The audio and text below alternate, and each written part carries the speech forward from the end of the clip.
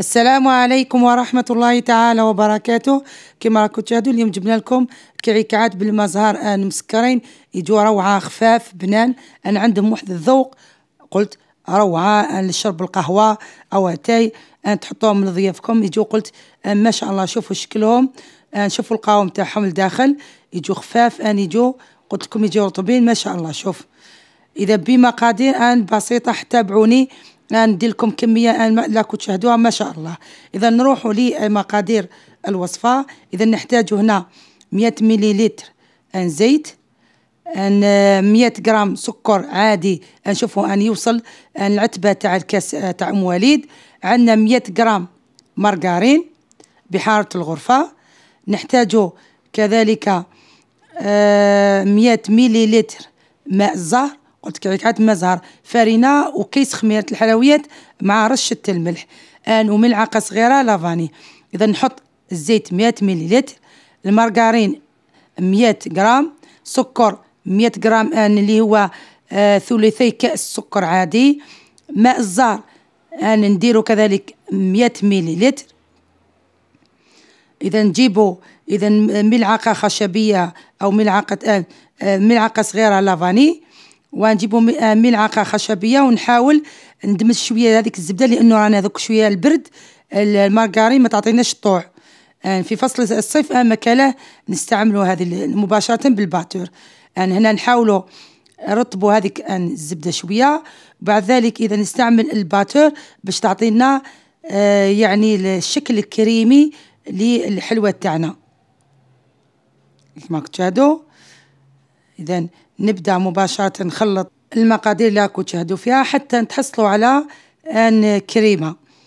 في هذيك نوقفوا كل شيء ونبدأ نضيفوا الفارينة تاعنا وكيس خميرة حتى تحصلوا على عجينة تكون كما عجينة الصابلي. شوف شتو كيفاش شكلها يبدأ يتغير. الزبدة هذيك مع الزيت مع الماء الزهر والسكر يندمجوا كامل، والسكر تاعنا يذوب.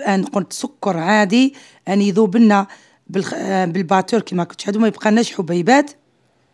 في هذه المرحلة قلت لكم نزيد مباشرة إذا الفارينة، إذا نزيد مباشرة إذا الفارينة تاعنا نضيفوها مع كيس خميرة الحلويات. أنتما قلت لكم كي يكون المبتدئات من الأحسن غربلوا الخميرة تاعكم. إذا نجمع بالعقل حتى تحصلوا على عجينة، إذا قلت عجينة الصابلي يعني تكون طرية ونقدروا نخدموا بها، ما تكونش يبسة نهائيا.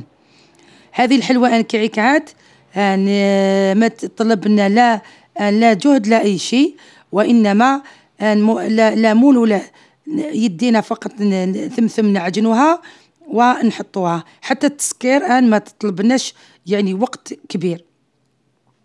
إذا نشوفوا بهذا الشكل. إذا بعد ما جمعتها هاو الشكل تاعها. نتركوا العجينة بعد ما نعجنوها حوالي من 10 دقائق، نغطيوها بكيس بلاستيكي ونخلوها مدة 10 دقائق، وبعد ذلك إذا نشكلوا كعكات. بعد ما ارتاحت العجينة تاعنا، شوفوا إذا نجيبوا بلا اللي يروح الفرن نرشوا فقط شوية فقط فرينة.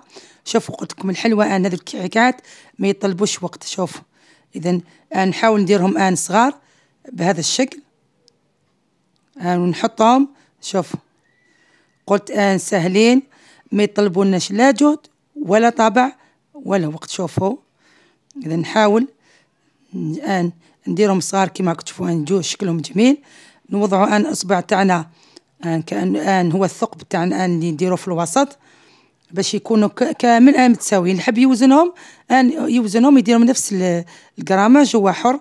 قلت هذه حلوة سهلة نحطوها على القهوة ما تستهلكش يعني وقت كبير. إذا بهذا الشكل أنا كامل نعمر البلاط تاعي بالطريقة هذه اللي كنت تشاهدوا بها.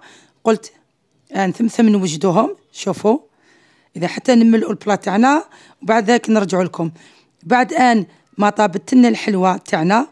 إذا نرشها كما كنت تشوفوا بالسكر جلاسي وهي سخونة من فوق النار. أنا حطيتها في 180 درجة، طابت لنا من تحتها وعطتنا اللون الذهبي من فوق.